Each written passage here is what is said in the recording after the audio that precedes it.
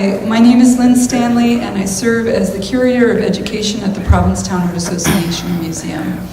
It's my pleasure to welcome you to tonight's Freddie Schiff-Levin event, 1916, The Great Provincetown Summer, a visual lecture and discussion with the artist, I'm sorry, you feel like an artist to me, Amy, with the writer and historian Amy Whorf McGuiggan. This lecture series was begun in 2003 in honor of the artist Freddie Schiff-Levin, who was a member of Provincetown's arts community from the 1960s until her passing in 2002.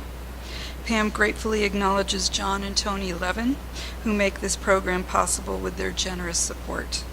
We'd also like to thank Provincetown Community Television for their partnership and support of this lecture series, and Liz Lavati of Angel Foods for her continued support. And now an introduction to tonight's lecture. As war raged in Europe, artists and writers who would have spent the summer in Paris returned home, converging on Provincetown, where they mixed and mingled with students in Charles Hawthorne's painting class, Portuguese fishermen, and vacationers. The cast of luminaries included journalists and activists, Mary Heaton Vorse and John Reed, writers Susan Glaspell and her husband George Cram Jig Cook, printmakers Blanche Lazelle and B.J.O. Nordfeldt, poet Harry Kemp, and a young unknown playwright named Eugene O'Neill, whose work would change the face of American drama.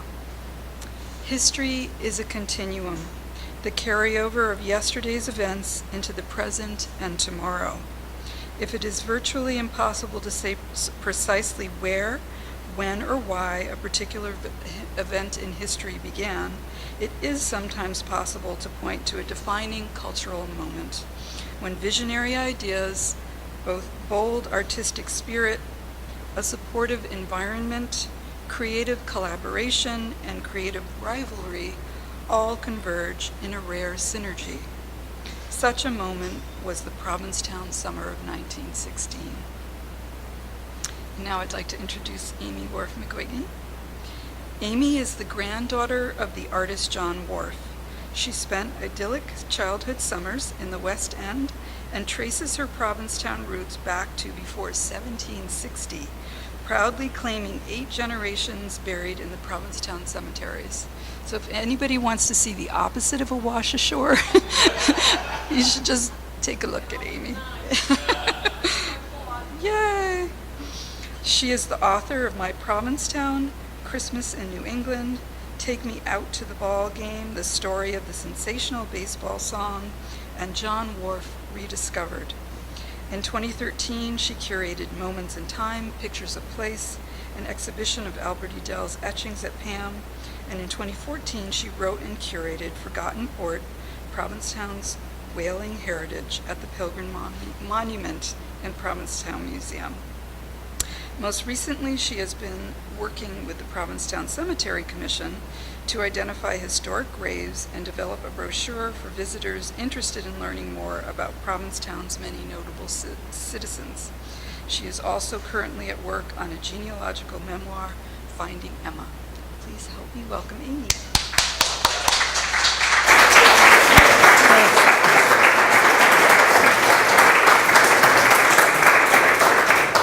Thanks very much. How's this, Jim? Hi, Chris. You want the lights down? Yeah, that'd be great.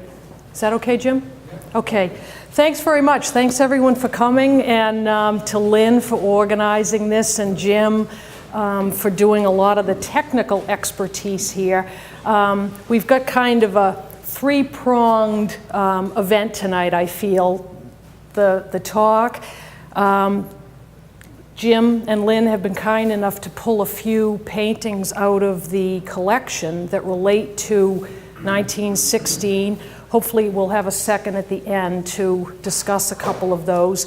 And then there is also a wonderful silent film, a 7-minute film playing in the bookstore that was taken in 1916, and it shows Charles Hawthorne painting, which is remarkable to see him actually at work.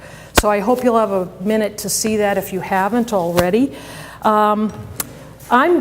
I hope you'll indulge me to read a prepared script as we go through this because time is limited, and I knew that if I began talking parenthetically, we'd be here all night.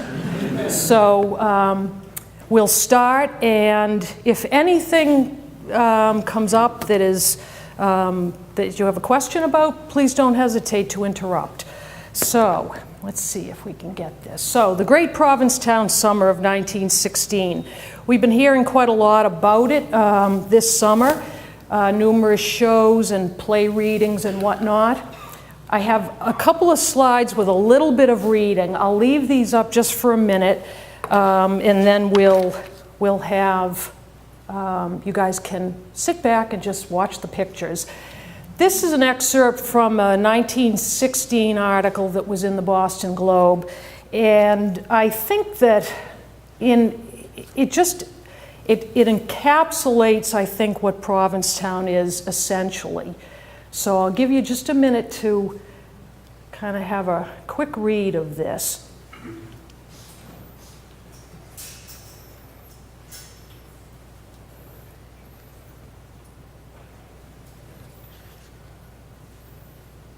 And what I loved about it was that it speaks to what Provincetown is, not just the 1916 summer.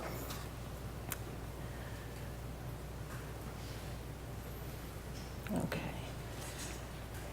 And Lynn read a little bit of this for us, so we can just give this a quick look. As I put this project together, what I realized was, even though the 1916 summer was a really a cultural moment and a pivotal summer, I don't think it came out of nowhere. It did not arise out of a vacuum, and it was this notion of the continuum of history that really struck me as I put this talk together.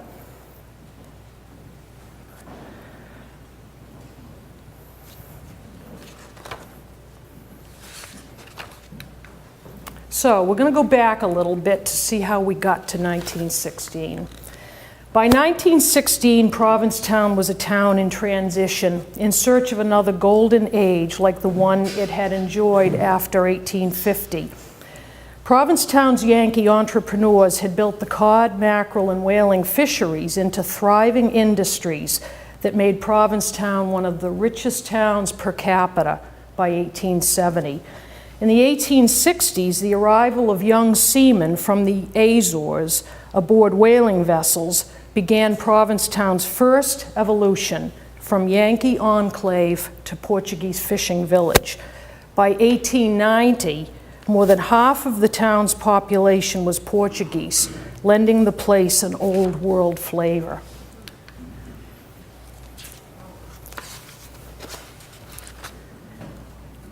An already struggling whaling and fishing industry and an economy that had suffered during the Depression of 1893 were further compromised by the catastrophic 1898 Portland gale that devastated the Provincetown waterfront, leaving her wharves, fish houses, and vessels in ruins. Business leaders looked for ways for Provincetown to reinvent itself by building on a nascent tourist industry, those few excursionists who had already begun to appreciate the quaint old town, her rich and long history, her healthful sea air, and her hospitality. Armchair travelers had been hearing about Provincetown from early travelogues and getting glimpses of the quaint seaside village from charming etchings like this one from 1856. The earliest account may have dated from 1822. Possibly the trip was taken in 1800, but the travelogue was published in 1822, and it was written by a gentleman named Timothy Dwight, a prominent Congregational theologian and the president of Yale University. About Provincetown, he wrote that everywhere employment seemed to be connected with the water and intended for the sea.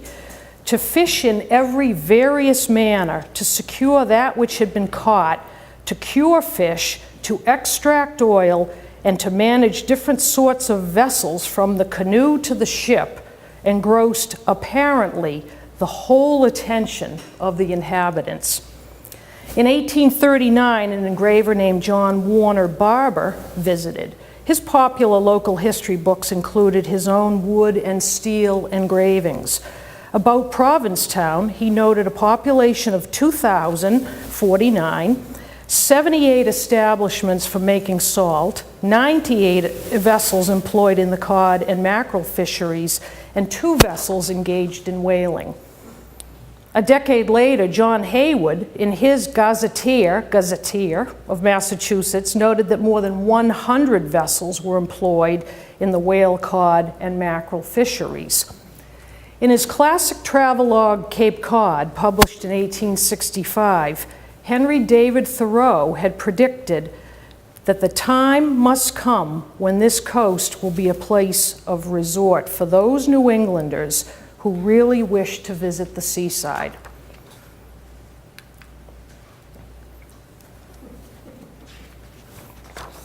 The extension of the old Colony Railroad from Orleans to Provincetown in July 1873 certainly helped make Thoreau's prediction a reality.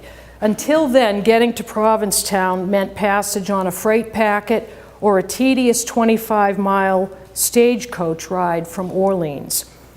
Most early visitors to Provincetown were businessmen coming to Provincetown on fish-related business. The train, however, opened Provincetown up to recreational travel. Excursionists, upon their arrival, found 4 comfortable hotels as well as a handful of boarding houses to accommodate their stay. By 1877, the steamer Artisan was sailing from Boston to Provincetown, advertising the town as a, quote, summer watering place within the reach of all. Excursionists could sail in safety, speed, and comfort to the quaint old town of Provincetown, whose enterprising citizens will offer a hearty welcome to all. By 1886, the town directory was acknowledging that the transition from business visitors to pleasure seekers was well underway. Quoting from the city directory or the town directory, "To be brief, the Provincetown of today is thrifty, prosperous, enterprising, and with situation and surroundings that are unique. That it is a pleasant summer resort for those who wish for the perfect rest from business cares or the restraints from fashionable society is proved by the increasing number who spend the summer here and whose universal answer is, 'I am pleased.'" The second evolution of Provincetown was beginning. In 1890, the Reverend Elias Nason wrote in his Gazetteer of the state of Massachusetts that Provincetown was one of the most unique towns in the Commonwealth. He noted that during the 3-year period between 1876 and 1878, 23,000 vessels passed in and out of this harbor. And I wanted to include this because I think this is a really significant point, because Provincetown appears to be this remote dot on the map, when in fact it was no backwater, but rather an international crossroads with a cosmopolitan air and a level of sophistication long before the artists and the writers and the intellectuals arrived in the years to come. So I think the ground was fertile for the people who came a little bit later. Savvy business leaders touted not only the appeal of Provincetown's old world charm, her natural beauty, and her comfortable accommodations, but also a burgeoning bohemian atmosphere that allowed for a respite from the restraints of Victorian society. In other words, libertarian, permissive, unconventional, tolerant Provincetown, that spirit of freedom that the Pilgrims had recognized so many years earlier, that Provincetown was taking shape. The combination of the town's picturesque beauty, the vitality of her working waterfront, affordable prices, and the chance to let one's hair down and get away from it all proved irresistible to the artists who began to trickle in. Itinerant artists, traveling artists, were the first to visit. As early as the 1830s, painting portraits of Provincetown's prominent entrepreneurs, including men like Captain Simeon Conant, a salt merchant. National academician Marcus Waterman is said to have been the first landscape painter to visit Provincetown, likely in 1874 when he made sketches out in the dunes for a painting he was doing of the Sahara Desert. And if anyone's been out there, you know, there are places out there that look like the Sahara. John Austin Sands, Monks, best known for his pastoral scenes, visited Provincetown, staying at the Central House and painting what one observer called commendable marine views. In 1889, the Epoch, a weekly periodical, noted the display of a painting called Provincetown Hill by a man named Roland Rood. So the artists are coming and they're finding things they like.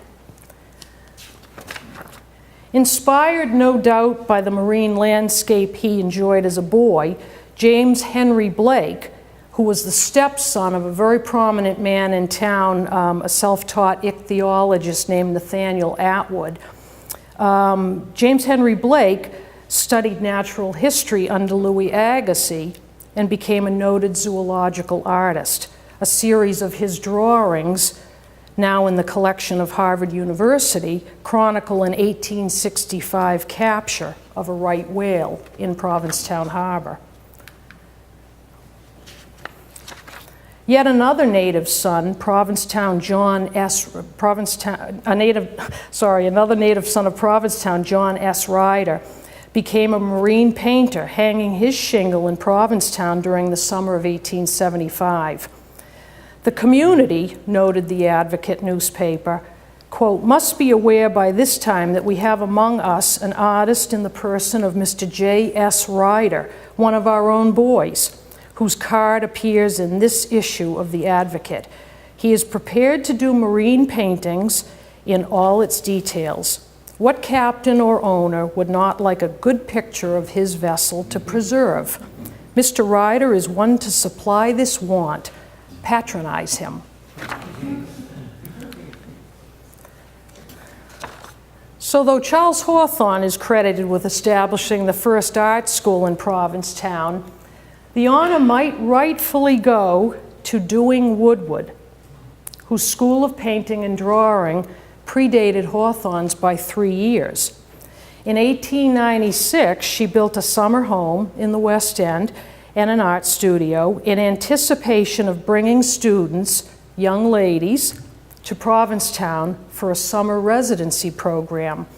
Born into wealth, her father was a Vanderbilt relative, Martha Dewing Woodward dropped her first name when she realized that her work was not receiving the attention it deserved because she was a woman.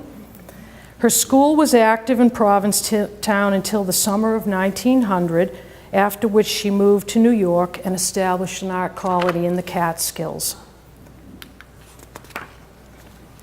It was, of course, Charles Webster Hawthorne who put Provincetown on the art map and who became the seminal figure in Provincetown's art history. In 1899, he discovered unspoiled Provincetown, where the everyday lives and resilient spirit of the Portuguese fishermen inspired and became the central focus of his work. The hundreds of students who traveled to Provincetown every summer to study with the master at his Cape Cod School of Art, and with the radical Fauvist E. Ambrose Webster, who had opened his summer school of drawing and painting in 1900, and the throngs of vacationers who visited Provincetown to watch the artists at work, began to shape a new kind of tourism in the first decade of the 20th century that Provincetown's business leaders eagerly embraced: cultural tourism. The 20th century ushered in modernism, political reform, and social activism. The nation was being transformed by skyscrapers, bridges, rapid transit systems, electric lighting, the airplane, the automobile, the telephone, and perhaps most important, by radical ideas. A daunting task for the nation was the assimilation and integration of 15 million non-English speaking immigrants who arrived in the 15 years between 1900 and 1915, posing a challenge to the white Protestant status quo. To put the number in perspective, 15 million immigrants had arrived in the 40 years prior to 1900. Threatened by industrialization, immigration, social reforms, and revolutionary political ideas, the Yankees, the Anglo-Europeans, whose dominance was waning, found comfort in a revival of their colonial past. It was paradoxical that a nation forging ahead at lightning speed would be dominated, particularly in the Northeast, by a social movement venerating and romanticizing the past.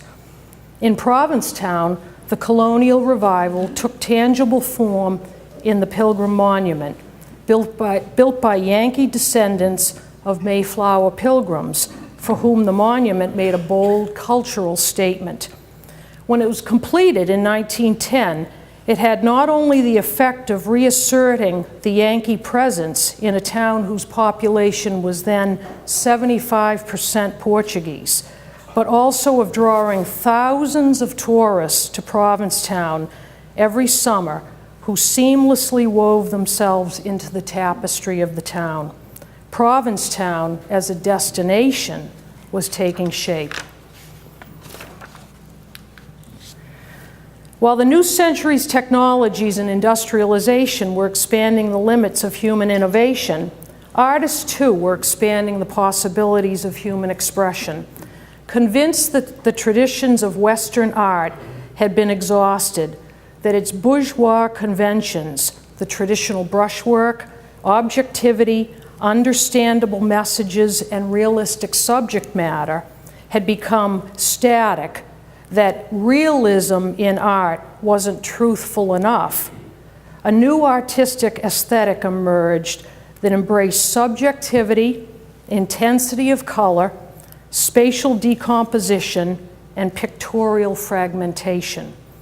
The Armory Show of 1913 was a watershed moment in American art, a catalyst for American artists and writers to become more daring and experimental. Until the exhibition, virtually the only modern work being shown in America was at 291, a New York gallery opened in 1908 by Alfred Stieglitz, who most of us know as a photographer. Though his revolutionary exhibitions influenced a small group of artists in New York, modern art was virtually unknown to the general audience. All that changed with the Armory Show, whose mission to shake America out of its artistic lethargy effectively changed the narrative of American painting. It was America's first real look at Europe's avant-garde styles, Fauvism and Cubism, though Americans abroad had been absorbing those styles for a number of years. While many derided the work as insanity, quackery, immorality, and anarchy, others recognized it as an emblematic change, a metaphor for the social, cultural, and industrial transformation that was taking place. This one is familiar to a lot of us. This was the most talked about painting at the Armory Show, and it earned the most scathing reviews. Marcel Duchamp's Nude Descending a Staircase #2, or as one art critic called it, Explosion in a Shingle Factory.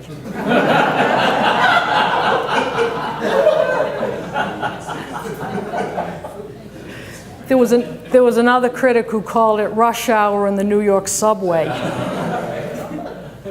The provocative Cubist piece was an example, said the critics, of all that was wrong with European art. But as a direct challenge to the American perception of art, that piece and the Armory exhibition helped take the shock out of rebellious new ideas. It gave permission to break the rules and rewrite the rules. For many, it was a spiritual awakening, and it foreshadowed the revolutionary ideas, both in painting and literature, that arrived in Provincetown in the next few years. Among the exhibitors at the Armory Show were E. Ambrose Webster, the Fauvist, who had established his school here in 1900, and Marsden Hartley and William and Marguerite Zorak, who would become those infusing the summer of 1916 with a new energy and aesthetic. In the decades before the outbreak of World War I in 1914, American intellectuals, artists, and writers, weary of and feeling hemmed in by their provincial cities and the conventions of Puritan America, had flocked to European art colonies and cities, particularly Paris, to partake of its sophistication and lively, intellectual, avant-garde, liberating, bohemian life, and also to study at the famed French art schools and to view the masterpieces at the Louvre. Art, science, and technology had flourished in France during her Belle Epoque from 1870 to 1914, but it all came to an abrupt end with the outbreak of war. Refugees poured into Paris, soldiers filled the streets, rationing, curfews, and restrictions on travel temporarily ended the migration of Americans to Europe and forced many expatriate Americans to return home. The vitality of the Parisian art scene, its social and sexual freedoms, had all but died as artists dispersed, galleries closed, and art buyers were few. In search of a congenial and collaborative atmosphere, a new left bank, artists, writers, playwrights, and intellectuals, many who knew one another from both Paris and Greenwich Village, flocked to Provincetown, whose bohemian and old world atmosphere was not unlike that at European colonies like Pont-Aven and Giverny. They turned up the heat in Provincetown on an already creative brew.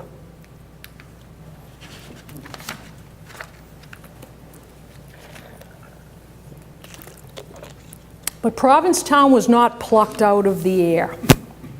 Joining the painters, a literary crowd had quietly been trickling in since 1906, when journalist and labor activist Mary Heaton Vorse had bought the East End home of whaling captain Kibby Cook, just a few doors down from the Art Association. In fact, this whole row here, about 6 or 7 homes, starting with this building, the old building, were all Cook family residences back in the old whaling days.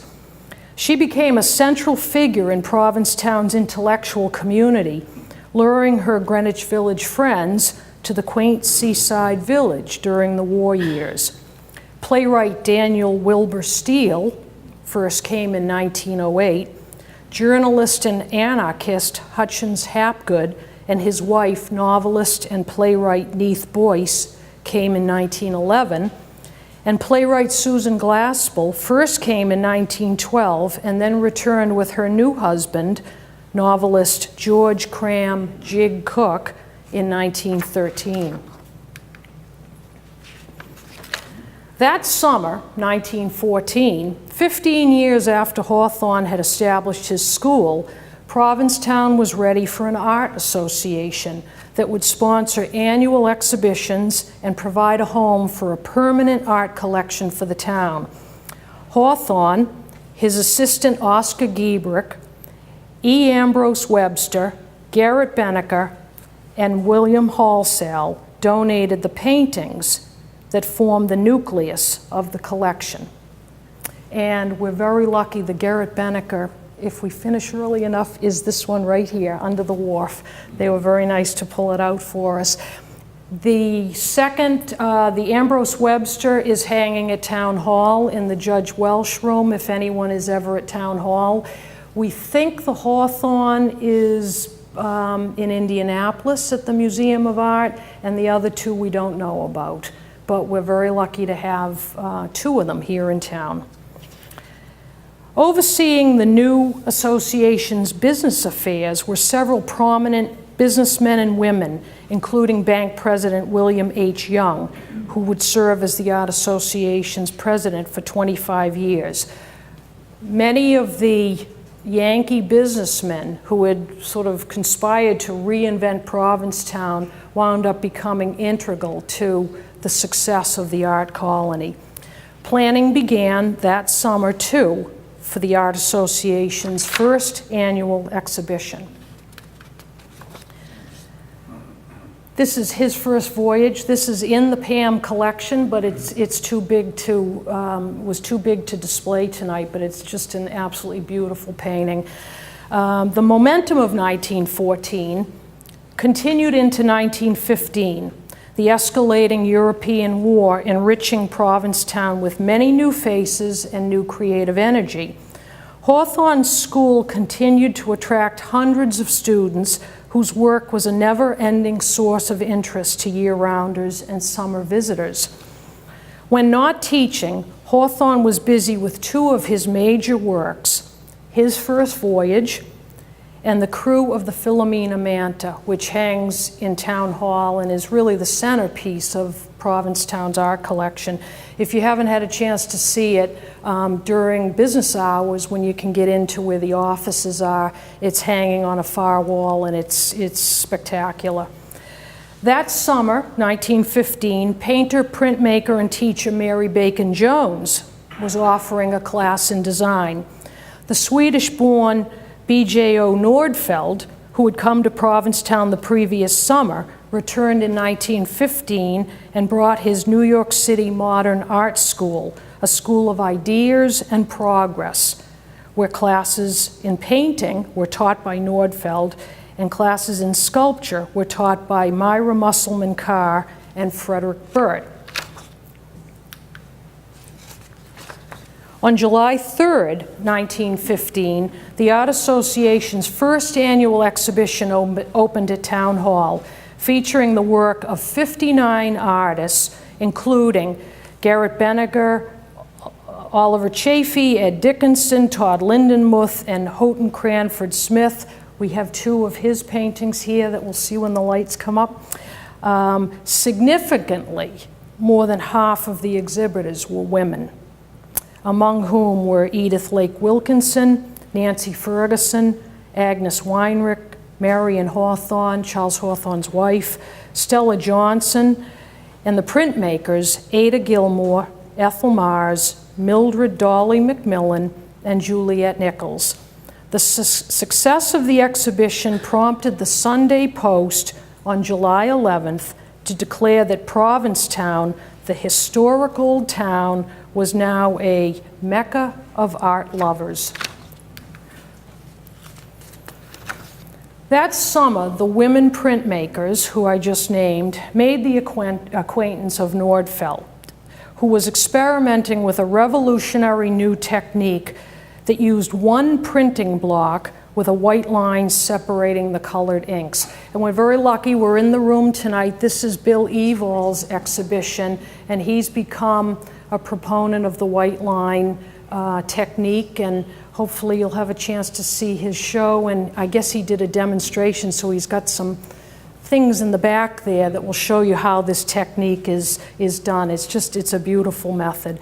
Together with Nordfeld, Mars, Nichols, McMillan, and Gilmore, along with Maud Hunt Squire, they became the founding members of the Provincetown Printmakers. In their work, they absorbed much that America had first seen at the Armory Show: the color of the fauves, the fragmentation of the cubists, and the flattened planes of the abstract expressionists and Japanese design to create a uniquely American art form. While the visual artists were painting the town, in the East End, the Greenwich Village literary friends were exploring the avant-garde themes of the day: the new art, modernism; the new politics, anarchy and Marxism; the new psychology, Freudianism; and the new woman, sexual freedom and suffrage. Jig Cook's enthusiasm for the theater and his interest in the little theater movement that had been spreading across America since 1912 inspired him to engage his friends in writing experimental and modern plays that emphasized realism and artistic experimentation over melodrama and profit, which was really the sort of the goal of Broadway in those days. To entertain themselves and their neighbors that summer, the friends spontaneously staged 2 plays on the veranda of the Hapgoods rented cottage. Constancy, by Neath Boyce, explored the love affair between socialite Mabel Dodge and journalist John Reed, who we all know from the movie Reds. And the second play was Suppressed Desires by Glaspell and Cook, which was their take on psychoanalysis. Encouraged by the unexpected success of the plays, both were reprised later that summer, along with 2 new plays, Change Your Style by Jig Cook, which poked fun at the sort of burgeoning rivalry between the traditional artists and the modernists, which kind of took full bloom in the 1920s with like art wars here in Provincetown. And a 4th play, Contemporaries, by Daniel Wilbur Steele, a play about the young IWW leader Frank Tannenbaum, whose imprisonment had attracted the support of many of the Greenwich Village group. For their second bill, an old fish house on Lewis Wharf, newly purchased by Mary Heaton Vorse O'Brien and rented that summer as a studio by Margaret Steele, was made available to the players. Though the friends did not yet know they would become the Provincetown Players, the unexpected success of the plays was later recognized as a cultural moment in American theater, and Lewis Wharf became the iconic symbol of modern American theater. In an essay written that summer for the Art Association's inaugural exhibition catalog, which, by the way, the 1915 and 1916 catalogs, among others, are online at the Provincetown History Project, and they're fascinating because you see all of the artists, and the individual who donated those catalogs has put a lot of margin notes in about what she liked and what she didn't like. And it's pretty interesting to see her comments on, some of the more modern work. But in an essay written that summer for the inaugural exhibition catalog, businessman Myrick C. Atwood summed up Provincetown's new energy, new identity, and a burgeoning scene that was clearly heading to new heights. He wrote, "Of late years, the health-giving climate, the cooling breezes, and the quaintness and restfulness of the town have attracted many visitors during the summer, many of whom have become permanent residents of the place. Many who came to scoff remain to praise. Among the newcomers have been many artists drawn to the place by the ever-changing marine views, the picturesque sand dunes, the pure and bracing sea breezes, the majesty and grandeur of the mighty ocean.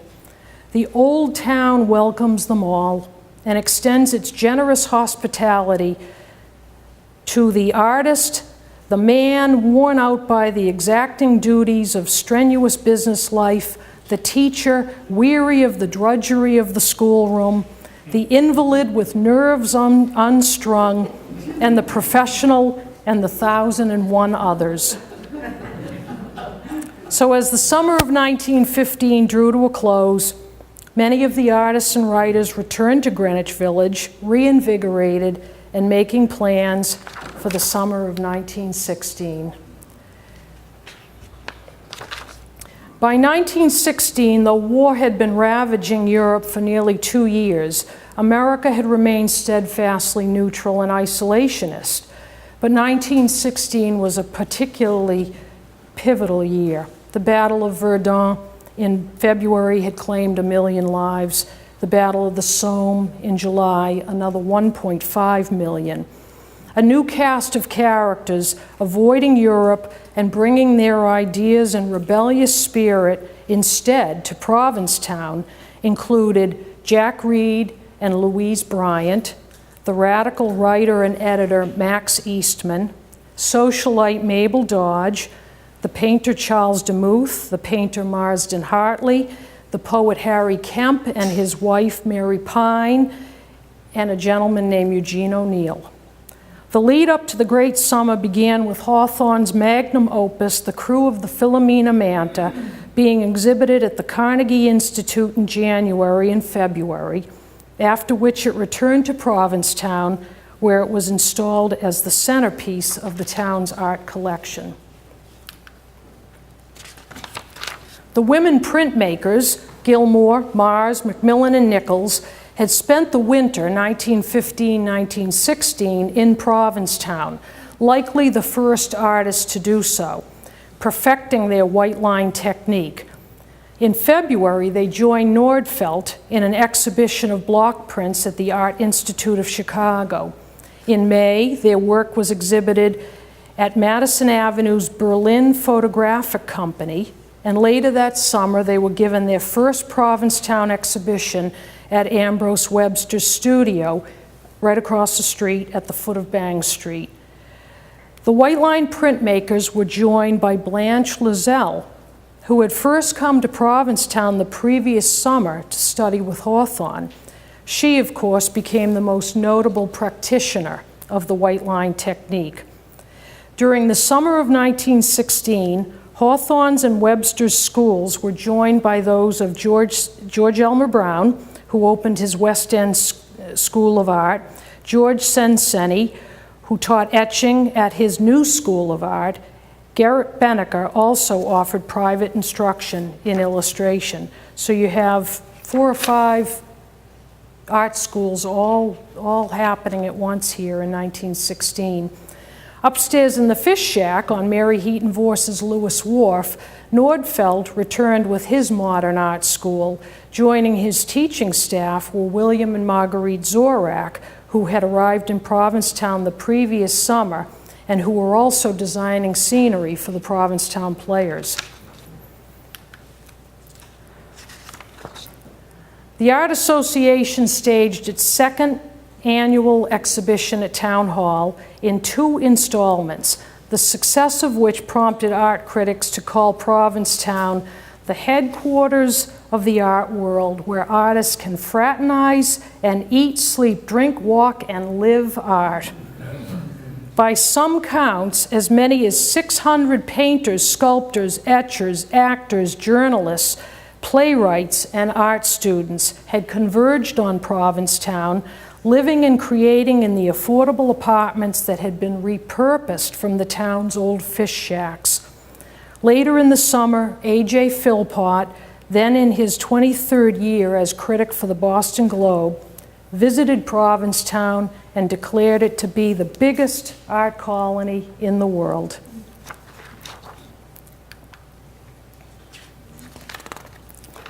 If the name Fred Marvin doesn't have the familiar ring of many others from the art colony, his legacy nonetheless endures among members of the Beachcombers. He was the stepbrother of Mary Heaton Vorse, a student of Hawthorne, and an exhibitor in both the 1915 and 1916 Art Association shows. After spending many years abroad, he returned from Europe in 1903, accompanied by a young Neapolitan named Francesco Cesco Ronga. In the home they owned on Bradford Street, Cesco opened an Italian restaurant, a legendary Italian restaurant, from what I've been told, where the artists congregated. On a July evening in 1916, a group of artists that included Hawthorne, George Elmer Brown, George Senseney, gathered for dinner, and by the time the meal was eaten and the wine consumed, the Beachcombers, a fraternity of artists and patrons, had been formed.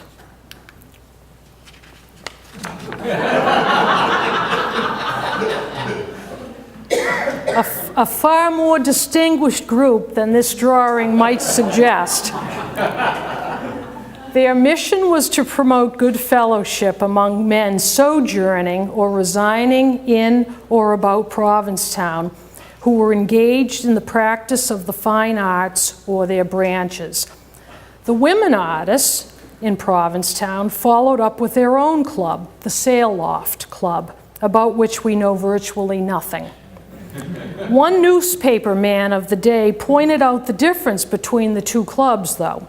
The Beachcombers, he wrote, was known for its high jinks, while the Sail Loft was known for its high tea, which, the reporter noted, was their equivalent of high jinks. The Sail Loft apparently didn't survive the summer. The Beachcombers, however, are now a century old, still going strong across the street, and I'm hoping that some of you might have seen the wonderful exhibit here in April and May. The 100th anniversary of the Beachcombers is a wonderful little catalog in the gift shop if you didn't have a chance to see the show itself. But just a remarkable club with a remarkable group of artists. If all the lively interactions among the artists and the literary crowd weren't enough to energize Provincetown, as many as 1,900 vacationers disembarked daily from the Dorothy Bradford from Boston, and in July, 625 midshipmen from the Naval Academy arrived on board 3 battleships that made Provincetown Harbor their home port through August. So just imagine the nightlife. In the East End, the Greenwich Village Literary Friends had returned to Provincetown with 10 new plays and a constitution declaring that it was the primary objective of the Provincetown Players to encourage the writing of American plays of real artistic, literary, and dramatic merit, as opposed to the hackneyed melodrama and frothy comedies of Broadway. The Fish House on Lewis Wharf was converted into the Wharf Theater, accommodating 90 people on wooden benches. Having survived a potentially devastating fire just days before opening night that summer, Lewis Wharf attained historic significance on July 28, 1916, with the staging of Eugene O'Neill's Bound East for Cardiff. And this is the simple set that was used. One of the trunkful of plays that the 27-year-old playwright arrived with when he came to Provincetown that summer for the first time. The play was a watershed moment in American theater, considered the first modern American play addressing the themes of death and the futility of life in realistic, truthful dialect. When Susan Glaspell saw the play, read it for the first time, she said to have noted that with that play, Bound East for Cardiff, we knew what we were here for. Later in her book, The Road to the Temple, her memoir, published in 1927, she wrote about that opening night. The sea has been good to Eugene O'Neill. It was there for his opening. There was a fog, just as the script demanded, fog bell in the harbor. The tide was in, and it washed under us and around, spraying through the holes in the floor, giving us the rhythm and flavor of the sea, while the big dying sailor talked to his friend Drisc of the life he had always wanted deep in the land, where you'd never see a ship or smell the sea. It is not merely figurative language to say the old wharf shook with applause. Overshadowed at the time by O'Neill's auspicious debut was another play produced that summer on August 8th, Susan Glaspell's one-act play, Trifles. Glaspell she had been a newspaper reporter in her native Iowa, and she had based this play on a real-life murder case that she had covered while working as a reporter in Iowa. The play is now considered an early example of feminist drama, a critique on society, a critique on women's often bleak emotional lives and their oppression by men. So we can't leave the summer of 1916 without noting that in addition to the creative accomplishments of the Provincetown players, they had their own share of intrigue and melodrama in the form of complicated relationships, torrid love affairs, passions, scandals, and jealousies that were all chronicled by Harry Kemp in a 1931 roman à clef called Love Among the Cape Enders. It's a really fun book, and it also has probably one of the most beautiful passages of his arrival in Provincetown on the train. And it's a lovely passage as to what it looked like coming into Provincetown from Truro on the train. So I've just got a couple things here we'll take a look at. These are all works that were done in 1916. I was struck just by not only the beauty of the work, but the diversity of the work and the way that people see the world and the way that they interpret the world. So this is a Nordfeld. This one is actually in the Pam collection.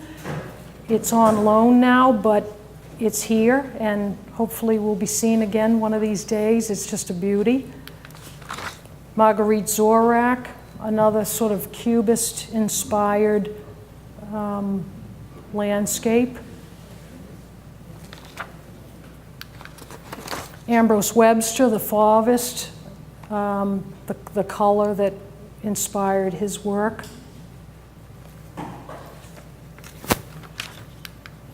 Marsden Hartley.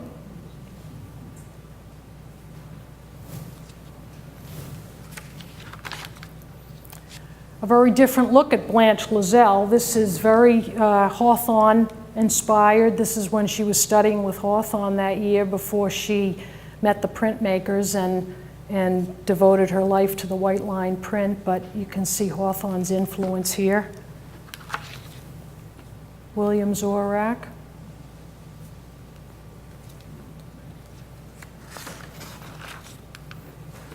And Reynolds Beale, who came to Provincetown, a much more sort of traditional impressionist view of the harbor. So really kind of running the gamut, all the styles that had been on show in America and the Armory show. As the great Provincetown summer of 1916 was winding down, the Art Association took an exhibition of work on the road. First to the Vose Gallery in Boston, then to Springfield. The reviewer for the Vose show called the work, quote, a glowing reflection of the brilliant colony of artists that annually make this seacoast town their Mecca. In November, Provincetown was represented at the New York Watercolor Club by Nordfeld, Nichols, Mars, Gilmore, Mary Bacon Jones, and Todd Lindenmuth. That month, Woodrow Wilson won re-election with the slogan, "He kept us out of war," though 5 months later, in April of 1917, America's isolationism ended.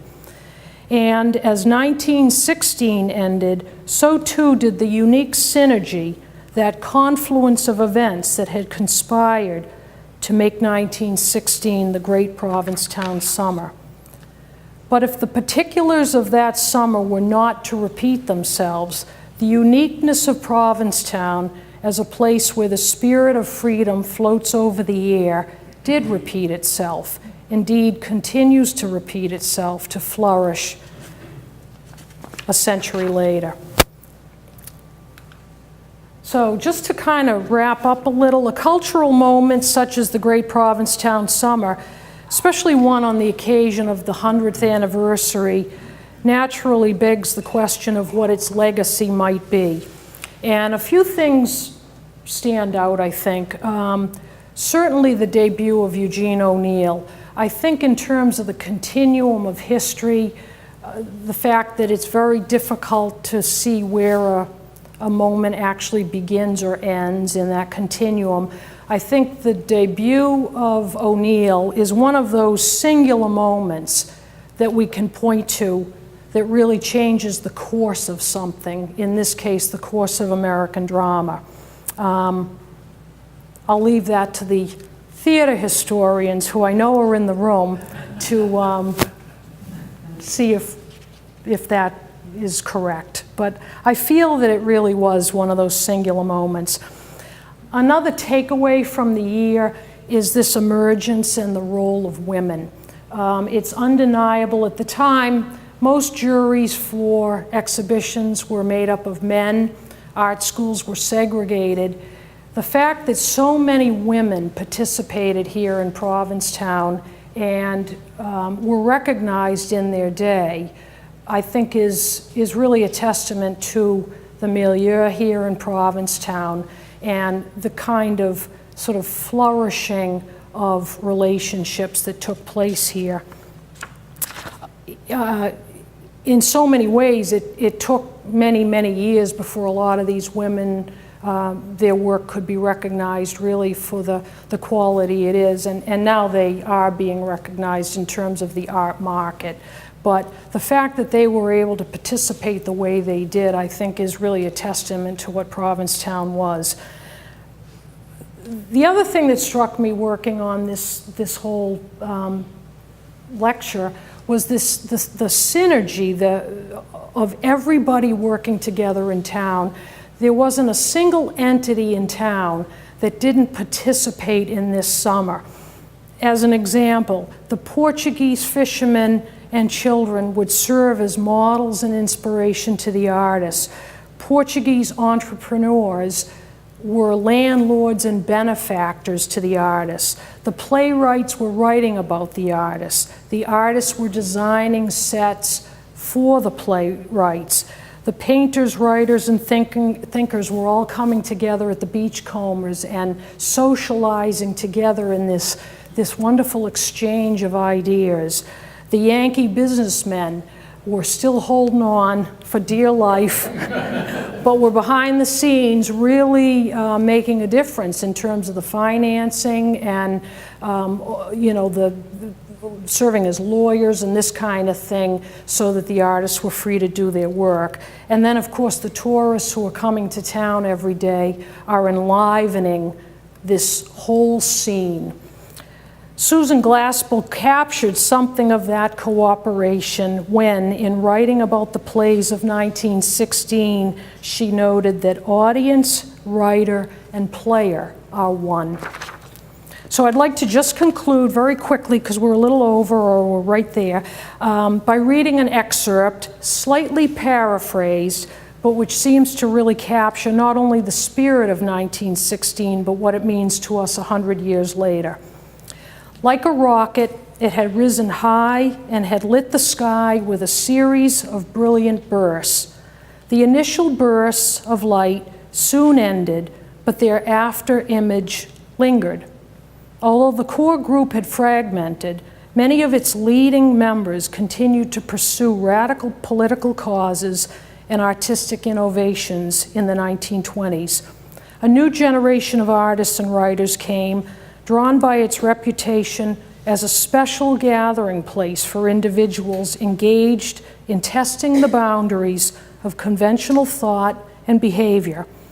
Many participated in later incarnations: the Beat generation of the 50s, the counterculture of the 1960s, and the gay and lesbian community of the 1970s and 80s, aware of the neighborhood's reputation as a pre-World War I bohemian enclave, and they, therefore, can be counted as the spiritual heirs.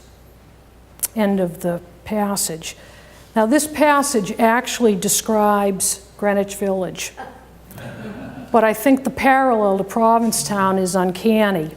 And so rather than thinking of 1916 as a standalone event, I would argue that the great Provincetown summer was the spiritual descendant of the Old Pilgrim, the Yankee Whaler, the Portuguese fisherman, and the itinerant artist, and that the Provincetown of 2016 should be counted as the spiritual heir of 1916.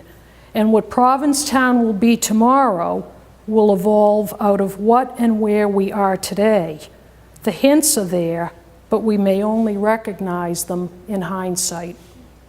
Thank you.